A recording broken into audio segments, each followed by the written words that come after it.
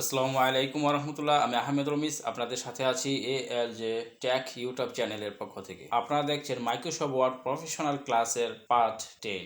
So এই পর্বে আমরা আলোচনা করব ইনসার্ট থেকে এসে যে পিকচার্স, এই পিকচার্স কি এবং কি পিকচার্সের কমপ্লিট ফরম্যাটিং। সো আপনি যদি আজকের ক্লাসটা দেখেন পিকচার্স নিয়ে আপনি কি কি ফরম্যাটিং করতে পারেন, কি কি কাজ করতে পারেন, সো এই বিষয়ে আপনার আর কোনো ডাউট থাকবে না, কারণ পিকচার নিয়ে আমরা আজকে বিস্তারিত আলোচনা করব।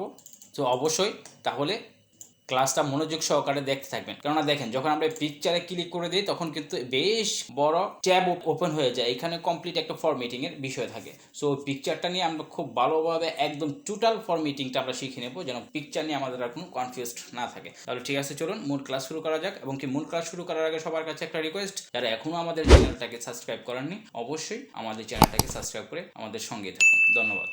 পিকচার্সে যদি আমরা এখানে ক্লিক করে দিই, দেখেন এখানে হচ্ছে দিস ডিভাইস এবং কি অনলাইন পিকচার্স। সো এটার জন্য একটু কনফিউজ হইতে পারেন কেউ, কারণ আমারটা হচ্ছে মাইক্রোসফট ভার্সন 19 এবং কি 16-এরটা দিস ডিভাইসটা এখানে থাকে এবং কি অনলাইন পিকচার এখানে আবার আলাদা থাকে, এরকমভাবে আলাদা, বাট এটা দুইটা একটার ভিতরে আর কি, মানে এটা ইনক্লুড করা হয়েছে। সো ওইটাই বললাম যে আপনারা যারা ভার্সন নিয়ে চিন্তা করেন যে আমি কোন ভার্সনটা শিখবো, ওইটা আসলে ম্যাটার করে না আপনি কোন ভার্সনটা শিখবেন। আপনি শিখার মতো যদি শিখেন, যে কোনো একটা ভার্সন শিখেন, ওইটা থেকে কিন্তু পাইবেন। যখন আপনি শুরুতে শিখছেন এরকম আলাদা আলাদা ছিল, যখন এখানে পিকচারে এসে আপনি দেখবেন একসাথে, তাহলে এটা ডিফারেন্সটাকে বোঝা সম্ভব নয়, এটা একটা সাধারণ একটা ডিফারেন্স, রাইট? সো আশা করি এগুলো আপনারা বুঝতে পারবেন। অবশ্যই মানে মনোযোগ সহকারে যদি আপনি কাজটা শিখেন, যে কোনো একটা ভার্সনই আপনি শিখেন না কেন, প্রপারলি আপনি যে কোনো ভার্সনে কাজ করতে পারবেন। Okay fine. So online pictures মানে অনলাইন পিকচার্স, আপনি যদি এখানে ডাটা কালেক্ট থাকতো তো অনলাইন থেকে আমি ডাউনলোড করে নিতে পারতাম গুগল থেকে, বা সার্চ করে কি আমার অনলাইনে কোথায় থেকে আমি কীভাবে ডাউনলোড করতে চাচ্ছি, সো এই অনলাইন পিকচার থেকে আমি ওরকমভাবে ডাউনলোড করে নিতে পারতাম।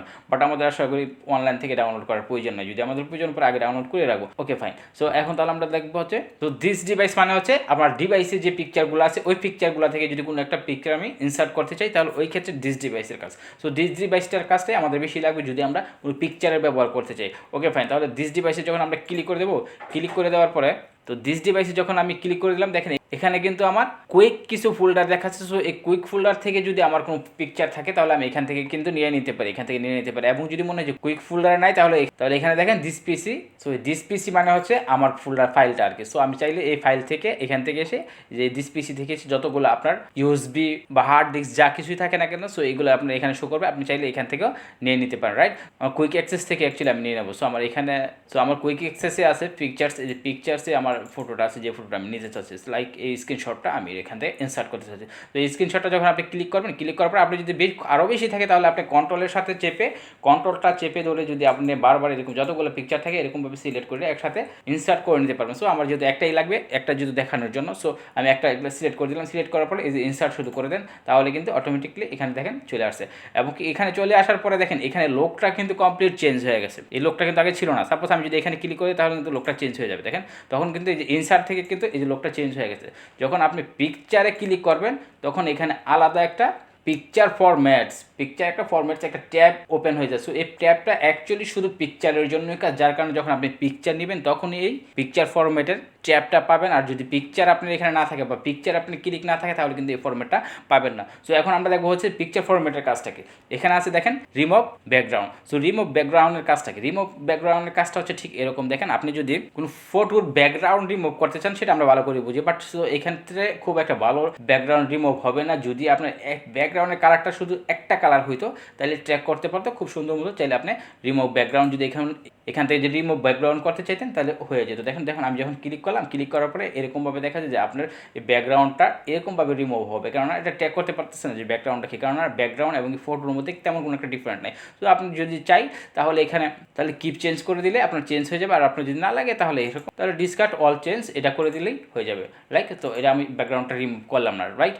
তবে এই ব্যাকগ্রাউন্ডটা থেকে আমরা একটু এদিকে চলে আসবো, কারণ আমাদের কোন গ্রুপটা আসলে কীভাবে কখন দেখা উচিত, সো ওইটাই দেখছি। কিন্তু ডেফিনেটলি কমপ্লিট গ্রুপগুলো আমরা দেখবো ডেফিনেটলি। সো এখানে দেখেন এটা কি, এটা হচ্ছে হাইট এবং কি উইথ। হাইট এবং উইথের যে আপনার সাইজটা যদি আপনি কম বেশি করতে চান তাহলে এরকমভাবে করতে পারেন, এবং কি পাশাপাশি আপনি কোনো নাম্বার যদি টাইপ করে করতে চান তাহলে ওইটাও কিন্তু করতে পারেন।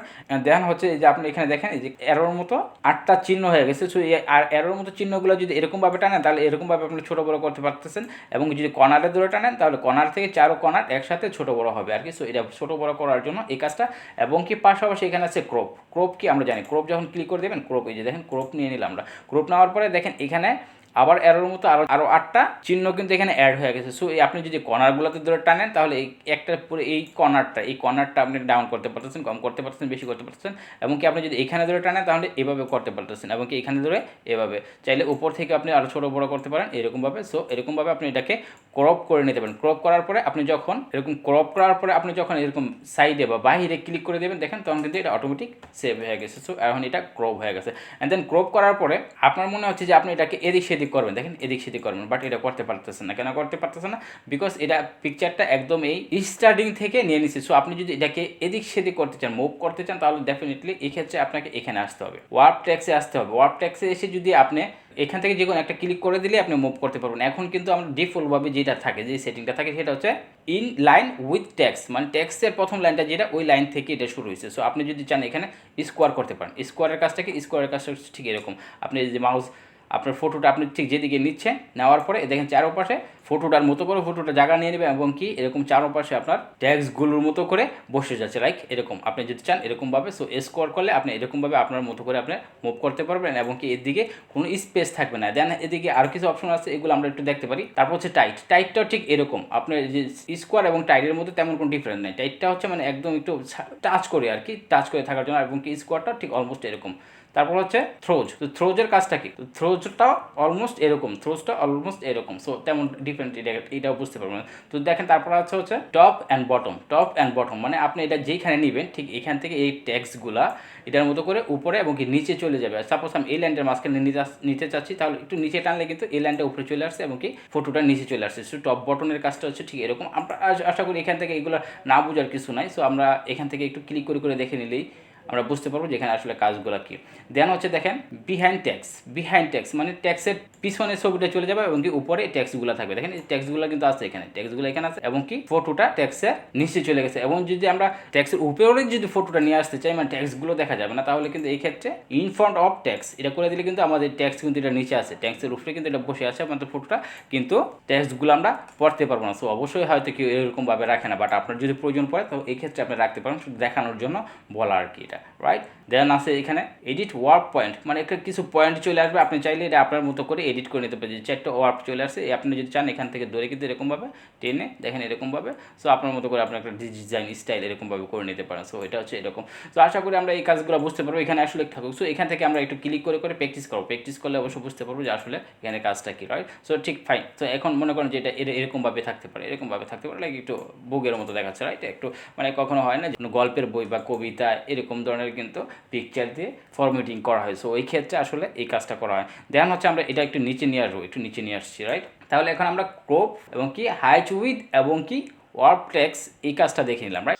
Okay fine. সো এখন আমরা দেখবো হচ্ছে পজিশনের কাজটা কি। পজিশনের কাজটা হচ্ছে ঠিক এরকম, দেখেন পজিশন যখন আপনি এখানে ক্লিক করে দেবেন, ক্লিক করে দেওয়ার পরে দেখেন এখানে কিছু লোগো দেখাচ্ছে, মানে আপনি কোন পজিশনে, আপনার পেজের কোন পজিশনে আপনি পিকচারটাকে রাখতে চাচ্ছেন। শুধু যদি আপনি রাইট সাইডে রাখতে চান তাহলে এখানে, এখন যদি মাঝখানে রাখতে চান তাহলে এখানে, এবং লেফট সাইডে যদি রাখতে চান তাহলে এখানে। শুধু এরকমভাবে এটা ঘুরাইলেই আপনি বুঝতে পারবেন যে আসলে কোন পজিশনে আপনি রাখতে চান।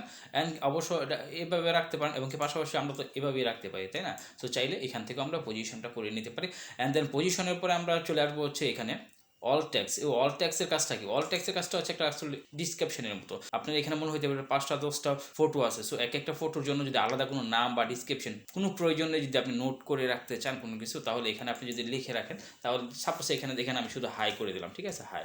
সো হাই নেওয়ার পরে এখন কি এখানে আমি ডাইরেক্ট কপি করে দিলাম আবার, অ্যান্ড কপি করার পরে যখন এটা এখানে আছে, সো দেখেন এখন যখন আমি এখানে ক্লিক করে দেবো তখন কিন্তু এখানে হাই দেখাচ্ছে। কারণ হচ্ছে যে আসলে আমি যেহেতু হাই লিখে তারপরে কপি করছি, যার কারণে ডিসক্রিপশনটার সাথেই কপি হয়েছে। সো আমি যদি এখন এখানে এটা ক্লিক করে যদি হাইটা কেটে দিই, দেখেন হাইটা কেটে দিলাম, রাইট। এখন এখানে আপনি যখন ক্লিক করবেন তখন হাই নাই, যখন এইখানে ক্লিক করবেন তখন কিন্তু হাই আছে। দ্যাট মিনস এটা হচ্ছে শুধু একটা এরকম কাজের জন্য যে আপনার যদি কোনো ডিসক্রিপশন লিখে রাখতে চান কোনো ফটোর সাথে, অনেকগুলো ফটোর মধ্যে কোনো একটা ফটো আপনি লিখতেই পারেন। ওয়ালটা টেক্সের কাজটা হচ্ছে এই জন্য আর কি। সো আশা করি আমরা ওয়ালটা টেক্সের কাজটাও বুঝে নিলাম, এবং কি আমাদের কাজটা কিন্তু এখন পজিশন, ওয়ার্ক টেক্স, এবং কি এখান থেকে এতটুকু কাজ শেষ হয়ে গেছে। পাশাপাশি আমরা এখান থেকে দেখবো যে পজিশন, এবং কি এখানে আরেকটা কি আছে দেখেন, এখানে আছে align object. So align object এবং কি পজিশনের অলমোস্ট সেম কাজ। আপনি এখানে এইভাবে এটা অ্যালাইন করে রাখতে পারেন, কোনভাবে অ্যালাইন করতে চান এইভাবে অ্যালাইন করে রাখতে পারেন। তো এখানে একটু ক্লিক করে দেখে নেবেন অ্যালাইনের কাজটা কি, এবং কি পজিশন অ্যালাইন সেম কাজ, অলমোস্ট সেম। কোনো ডিফারেন্স নাই।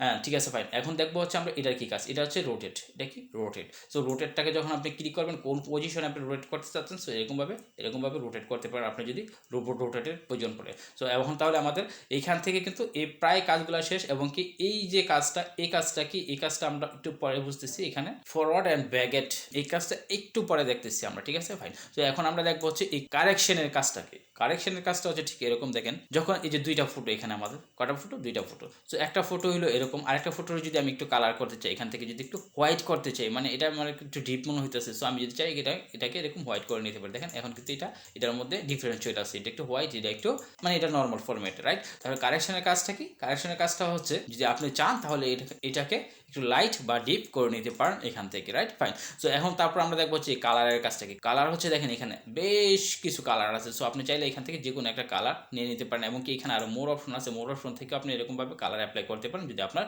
মনে হয় যে এই ফটোটা আমি কালার দেবো, তাহলে এরকমভাবে এখান থেকে এরকমভাবে কোনো একটা কালার অ্যাপ্লাই করতে পারেন। দেন হচ্ছে এখান থেকে কালার আপনি চাইলে এই কালারটা আমি দেবো মনে করতেছি, বাস এরকমভাবে দিয়ে কিন্তু কালার আমি অ্যাপ্লাই করে নিতে পারি। সো এগুলো আসলে খুব কঠিন কিছু না। এগুলো যখন আপনি এর আগের ক্লাসগুলো যদি আপনি ভালো করে থাকেন, সো এগুলো বুঝবেন, কারণ এই ফরম্যাটিংয়ের কাজগুলো অলরেডি আমি ট্যাক্সে করে ফেলেছি, হ্যাঁ। বেশ কিছু জায়গায় যেরকম কলমের ভিতরে করতে হয়েছে আমাদের। সো এইগুলো বিষয়গুলো ঠিক এরকম। সো অবশ্যই এখানে আমরা একটু ক্লিক করে দেখবো এই কাজগুলো কি। এখানে খুব বিস্তারিত বলে অ্যাকচুয়ালি সময় নষ্ট করার কোনো প্রয়োজন নাই, ফাইন। সো এখন দেখবো হচ্ছে আমরা তাহলে artistic effect. So artistic effect এবং কি পিকচার এফেক্টস একদম সেম, তেমন কোনো ডিফারেন্ট কিছু নাই। সো তারপর আমরা যদি এখানে একটু শর্ট করে দেখতে চাই, সো দেখেন এরকমভাবে আপনি এখান থেকে বেশ কিছু এফেক্ট আছে দিতে পারেন, এবং কি এখানে মোর অপশন আছে। মোর অপশন এসেও আপনি যদি 3D থেকে শুরু করে গ্লো এগুলো দিতে চান, সো এরকমভাবে দিয়ে নিতে পারেন। সো এই কাজটা যেহেতু আমরা আরও একটা জায়গা থেকে দেখতে পারবো, পিকচার ফরম্যাট থেকেও যেহেতু এই কাজটা অলমোস্ট এরকমই কাজটা পাবো, যার কারণে আমরা এখান থেকে দেখবো, এখানে দেখে সময়টা নষ্ট করছি না, ফাইন। দুই জায়গাতে দেখার কোনো মানে নাই। সো আরেকটা আছে এখানে দেখেন, এই যে ছোট্ট করে একটা আইকনের মতো আছে, এটার কাজটা হচ্ছে ঠিক এখানে রেজুলেশনটা কম বেশি করার জন্য। এটা হচ্ছে এখন অ্যাজ ডিফল্ট রেজুলেশন, এটা আমার ডিফল্ট যে রেজুলেশনটা আছে এটা আছে। সো এটা স্ট্যান্ডার্ড, এটা থাকাটাই বেটার, এখানে চেঞ্জ করার কোনো দরকার নাই, ফাইন। এখন এখানের পরে আমরা একটু আবার এখানে চলে আসবো, এখানে এটার কাজটা কি। সো এটার কাজটা বুঝতে হলে আমাদের দুইটা ফুটো অ্যাকচুয়ালি এখানে রাখতে হবে এরকমভাবে। সো এটার কাজটা হচ্ছে ঠিক দেখেন, bring forward, send backward. So এটার কাজটা কি, সেন্ড ব্যাকওয়ার্ড মানে হচ্ছে ফটোটাকে পিছনে দেওয়ার জন্য, এবং কি ব্রিং ফরওয়ার্ড মানে হচ্ছে সামনে নিয়ে আসার জন্য। তো এখন এই ফটোটা সামনে আছে, যদি আমি এই ফটোটাকে পিছিয়ে নিতে চাই, তাহলে এখান থেকে যখন আমি এটা ক্লিক করবো, ক্লিক করে সেম ব্যাকওয়ার্ড যখন করে দেবো, দেখেন এটা পিছনে চলে গেছে। সো যদি এখন সামনে নিয়ে আসতে চাই, তাহলে ব্রিং ফরওয়ার্ড এবং কি সেন্ড ব্যাকওয়ার্ডের কাজটা হচ্ছে এরকম। দুইটা ফটো যদি আপনার একসাথে থাকে, একটা ফটো সামনে পিছিয়ে করার জন্য, সো এই ক্ষেত্রে যে ফটোটা আপনি ক্লিক করবেন, ক্লিক করার পর এখানে অ্যাপ্লাই করবেন, সো ওই ফটোটার উপরে এই জিনিসটা অ্যাপ্লাই হবে আর কি, পিছনে বা সামনের জন্য, ফাইন। এখন দেখবো হচ্ছে আমরা সিলেকশন প্যান।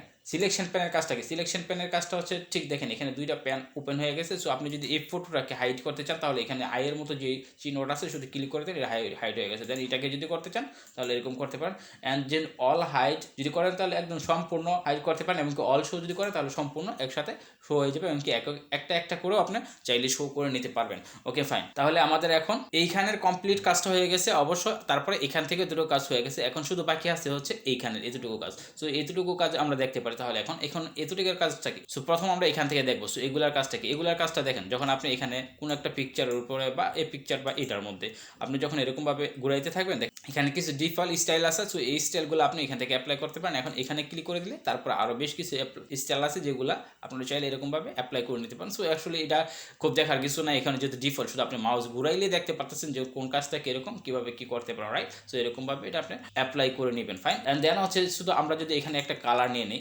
এখানে বা এখানে যদি আমরা এই কালার এটা নিয়ে নিই, এটা নেওয়ার পরে তখন আমরা এই জিনিসটার কাজটা বুঝতে পারবো। এটা হচ্ছে picture border. So picture border মানে হচ্ছে এই যে বর্ডারটা দেওয়া আছে, পিকচারটা কিন্তু আমার এখানে এমনকি উপরে যে বর্ডারটা নেওয়া হয়েছে, এই বর্ডারটার কালারটা যদি আমি চেঞ্জ করতে চাই এখান থেকে, তাহলে আমি বর্ডারের কালারটা এখান থেকে এরকমভাবে চেঞ্জ করতে পারি, এবং কি এখানে আছে আরও মোড কালার, চাইলে আমি এরকমভাবে করে নিতে পারি। সো আমি মনে করছি যে রেড না, এটা এই কালারটা থাকে, রাইট। সো এরকমভাবে কালারটা চেঞ্জ করতে পারেন। এই পিকচার বর্ডার এটার কাজটা হচ্ছে ঠিক এরকম। ওকে ফাইন, এখন আমরা দেখবো হচ্ছে পিকচার ইফেক্টস, যে কাজটা অলমোস্ট এখান থেকে করা যায়। সো আমরা এখন পিকচার ইফেক্টের কাজটা একটু বোঝার চেষ্টা করবো। পিকচার ইফেক্টের কাজটা হচ্ছে ঠিক দেখেন এখানে যখন আপনি এখানে ক্লিক করবেন, এখানে বেশ কয়েকটা অপশন আছে, এবং কি প্রতিটা একটা গ্রুপ। যেই গ্রুপটা আপনি যদি শ্যাডোতে ক্লিক করেন, তাহলে শ্যাডোর সাথে বেশ কিছু শ্যাডো এখানে ওপেন হয়ে আসবে, এবং কি আপনি যদি গ্লোতে করেন তাহলে বেশ কিছু গ্লো আপনি এখান থেকে পাচ্ছেন এরকমভাবে। সো দেখ আপনারা এখান থেকে এরকমভাবে এগুলা এরকমভাবে অ্যাপ্লাই করে নেবে। দেখেন এখানে প্রেসেটে যদি আসেন, এখানে বেশ কিছু স্টাইল পাচ্ছেন, আপনি যে কোনোভাবে যে কোনো অ্যাঙ্গেল আপনি প্রিসেট করে নিতে পারেন। এবং কি যদি এখানে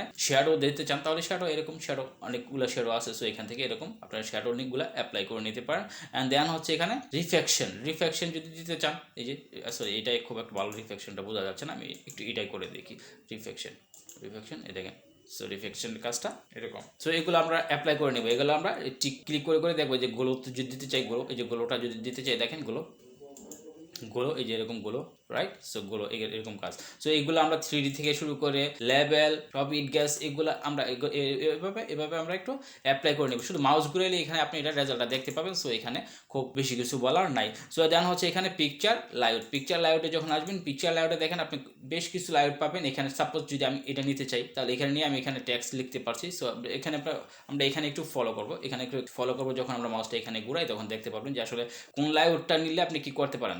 এরকমভাবে বেশ কিছু লাইট আছে। সো আপনি যদি চান এরকমভাবে একটা লাইট নিয়ে নিয়ে এখানে টেক্সট লিখতে পারছেন। সো এই ধরনের কাজের জন্য, এবং এখানে আরও বেশ কিছু লাইটের সাথে আর বেশ কিছু অপশন চলে আসছে। সো এগুলো আমরা চাই বলে এখানে সময় নষ্ট করছি না, এখানে একটু দেখে নেবেন। সো এগুলো অবশ্যই আপনারা একটু অ্যাপ্লাই করে দেখবেন। সো এগুলো অবশ্যই আপনারা একটু অ্যাপ্লাই করতে দেবেন। কিন্তু এখানে হচ্ছে ভার্সন 16-এ হয়তো এই অপশনটা এখানে পাওয়া যায় না, এই অপশনটা পাওয়া যায় বাট এখানে পাওয়া যায় না আর কি। সো 19-এ এখানে পাওয়া যায়, রাইট? সো এগুলো খুব ইন্টারেস্টিং, দেখেন এগুলো খুব ইন্টারেস্টিং, বাট যদি এগুলো ডিফল্ট, সো এগুলা তেমন কিছু নাই। সো এখানে এভাবে মাউস ঘুরিয়ে শুধু দেখে নেবেন।